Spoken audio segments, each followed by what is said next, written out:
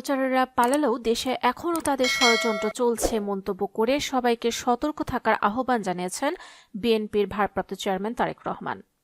মঙ্গলবার সিলেট বিভাগীয় বিএনপি আয়োজিত রাষ্ট্র কাঠামো মেরামত ৩১ দফা ও জনসম্পৃক্তি শীর্ষক প্রশিক্ষণ কর্মশালায় ভার্চুয়ালি যুক্ত হয়ে প্রধান অতিথির বক্তব্যে তিনি এ মন্তব্য করেন।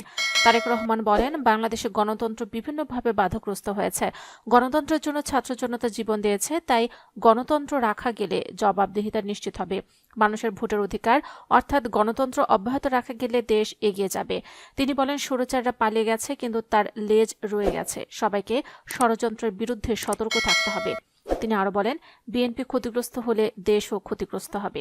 সিলেট জেলা শিল্পকলা একাডেমির অডিটোরিয়ামে দিনব্যাপী অনুষ্ঠিত কর্মশালায় বিএনপির কেন্দ্রীয় সাংগঠনিক সম্পাদক জি.কে. গুসের সভাপতিত্বে অনুষ্ঠানে কয়েকজন কেন্দ্রীয় নেতাও ছাড়াও বিভাগের ৫ সাংগঠনিক জেলার শীর্ষ পর্যায়ের নেতারা উপস্থিত ছিলেন।